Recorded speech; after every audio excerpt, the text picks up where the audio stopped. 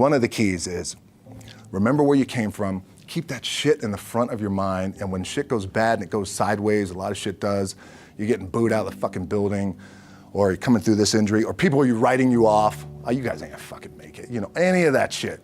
You gotta keep it in here. And it really has to, it should drive you.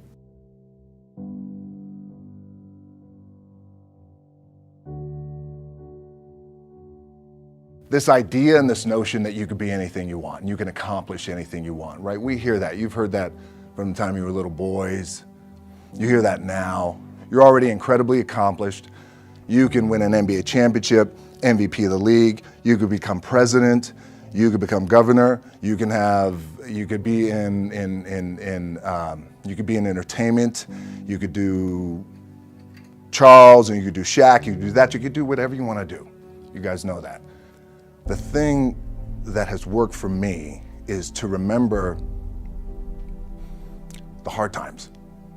So, and I'm sure you guys all have your processes, and again, I'm gonna tell you what's worked for me. So before a big movie comes out, before, back in the days when I was wrestling with WWE, a WrestleMania match, anything big that would happen, I would always take a moment and I'd just remind myself, all right, I was evicted when I was 14. We were kicked off the island. We couldn't live in Hawaii. Had no place to live. A lot of shit happened then when I moved to Nashville. I was arrested multiple times by the time I was 16 years old. I gotta remember that. If I were playing on this team, which my skills are, what's that term? Oh, the shits.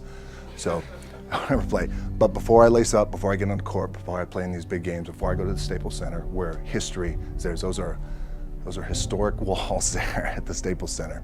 I would remember that, and it allows me then to be present in the moment and understand, holy shit, the stuff I have around me right now, this is the shit that I dreamed of when I was a kid. I am here. I played for University of Miami, played for great teams. Warren Sapp, Ray Lewis, they were my teammates. They were balling. Warren Sapp was playing tight end that time. I was starting defensive tackle.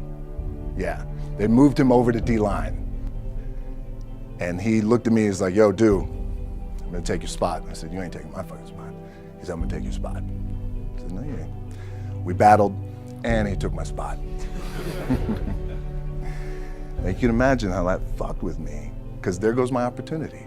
He went in, switched to defensive tackle, lit the world on fire. Well, what that did, it crushed me, it crushed my dreams. I had a piss poor senior year, zero production, no NFL, no combine invite, nothing. Finally went to the CFL, Calgary Stampeders, making $250 a week Canadian.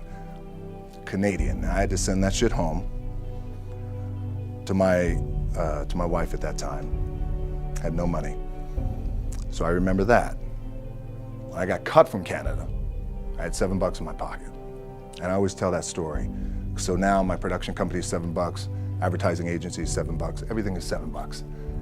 So I always remember that. What helps me is to keep the hard times in the front of my mind, because it allows me to go into these big moments that I've worked my ass off, and you guys have worked your ass off. It allows me to go into these big moments with a different perspective.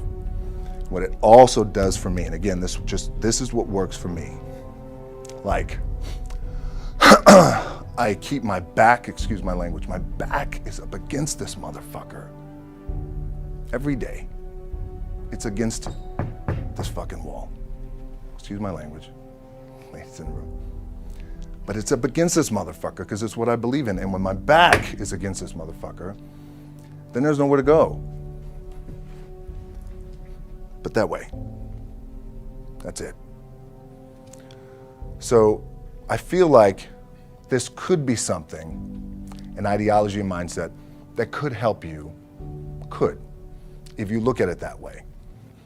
Because you made it already. We made it. We're successful boys, and we're lucky boys to be where we're at. Oh, you guys made it. Everybody's rich in the room. Nobody's gonna get evicted anymore. Anything you got, there's no more money problems, right? You got a lot of hands out now. Hey, can I get a little bit? Can I get a little bit? Right, that happens. But when you make it, for me, I need this. I need this. So every day, my back is up against this motherfucker, and this is how I operate. Now, doesn't mean you don't smile, Doesn't mean you don't laugh and joke, right? You're happy, I'm a happy guy. But when it comes to business and when it comes to executing, it's up against this. And I gotta go that way. And I don't give a fuck who is in front of me. They're not gonna stop me. I feel like for me, it feels seamless because you prepared for so long, but it's just like you guys prepping for a game. That's the fun part. That's where it's like, fuck, it's fun, man. People are paying their hard-earned dollars to come see you. They're cheering, they're going bananas, they're booing the shit out of you or on the road. That's fun. That's what you live for. I mean, that's the juice right there. The prep is where the character's made. And I just don't mean the character I play, I mean the character in here. So for me, the prep is getting with the director, getting with the producers, getting with the writers, so in essence, it's like getting with all your coaches and your different position coaches and all the meetings that you have to have, right? So that's the work you put in. The key for me was, where does it start? What's the anchor? What's the anchor? So I could have all these ambitions and you guys have all these ambitions, which is great. It's important. I'll play this role, you'll play that role. I'll execute this thing and it'll come out this summer. You guys will execute this thing during the summer, right? When it's time to really put in a lot more work. But the key with me is just always finding what the anchor is. And the fucking anchor is getting up at 4 o'clock in the morning every day before anybody else and grounding my thought process is in the no one will outwork me. No one. I love and I respect you guys. Motherfuckers won't outwork me. All starts with this. 2 hands, putting in the work. The anchor for me has always been the work in terms of the weight room training. So when I first started wrestling, I was 6 years old, rolling on the mats with my dad. My old man, a lot of you guys will know this. Yeah, Rocky Johnson. My old man was Rocky Johnson. He was the first black WWF at that time. First black WWE tag team champions with Tony Atlas back in 1983. My uncles were Wild Samoans. I come from a long line of pro wrestlers. But before the wrestling part happened, I was just in the gym putting in the work. At 6 years old, rolling around on the mats. And finally when I could touch weights at 13, that's what I was doing. But the weight part for me and the gym part has always been, has to be the anchor. Look, at the end of the day, like again, it's the kind of stuff that I talked about at top is I have to hold on to my dad in his pickup truck came down 4 o'clock in the morning, picked me up in Miami from Tampa. We lived in a little shitty apartment in Tampa. He drove down in his little pickup truck to Miami to get me when I was cut from the CFL. I was driving up I-75. I don't know if you guys are from Florida, any of you guys, if you know, I-75 is like, especially down in Florida, Alligator Alley. I'll never forget it. It's 4 o'clock in the morning. And I thought, well, fuck. I leave home like you guys left home. I'm ready to tackle the world, to get after it, achieve my dreams and goals. Fucking crushed by 22, 23 years old. Now I gotta move back in with my mom and dad. I played on great teams though. Wait a second, this is not supposed to be my future. I'm supposed to be in the NFL right now. I'm supposed to be making a lot of coin and buying my parents shit, buying me shit, taking care of my wife, but it never happened. So I pulled out my wallet, I thought, well, let me see how much money I have. I opened it up, I had a 5, a 1, and change. I'm not fucking around, and well, at least I rounded up to $7. But I thought, God, ain't this a bitch? I got $7 in my pocket. Where the fuck do I go now? What do I do? I can't go back to CFL, because you know, the point comes where you hear that voice, big run's over. Like, you're done, right? So I heard that voice. So as Coach was saying, man, I hold on to that shit. I'm telling you, my back is up against this motherfucker. We laugh, we joke, we have a good time. Press is always fun to do. Sometimes you gotta make it fun. That's another thing. You gotta do your best to make press fun if you can. But my back is still up against this motherfucker. I do not forget it. What this also helps me do, and again, it works for me, is at some point, you gotta be fucking tired of not being number one. You have to be, and you gotta fucking play angry, and I play angry. Now, I'm cool and calm with my approach, and when I step out on my field, which is a set, or, you know, like, there's some, and you're always gonna have haters, and haters are like, well, God damn, man, how many movies are you gonna make, or how much shit are you gonna do? Like, you do a lot of shit. I say, yes, it's my ambition. Of course, why not? I could do it.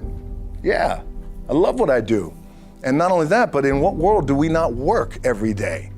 Doesn't mean, it's just like you guys in the off season. You gotta work every fucking day. It doesn't end.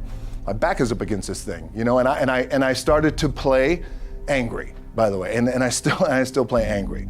My last match, Brock Lesnar, transitioned, and I realized if I had to be great at something, I wanted to be great in this world of Hollywood and movie making and producing and entertainment, I had to commit, and like you guys have to commit. Obviously, you commit to something, commit to the goal. So I quietly retired. 2 years later, I thought, what the fuck did I do with my career? Because my movies were not doing well. I was written off. I was like, it was around 2006, 2007. I was like, God damn. I left, I pulled a Jim Brown. I left when I was on top, like #1 in the wrestling business, and I left. It was a ballsy, gutsy, some call it stupid move, but I had to commit and I had to follow what was in my gut. And at that time, I'll share this with you guys, and Will Smith is my boy, and I sat down at that time with the agency I was with, and they said, what do you want to accomplish? I said, I want to accomplish the world. I want the world, and I want Will Smith's career, and I said, and I mean this respectfully because I know he's here at this agency with us, I want to do it bigger and better. And they looked at me like I had 3 fucking heads, and they were like, okay.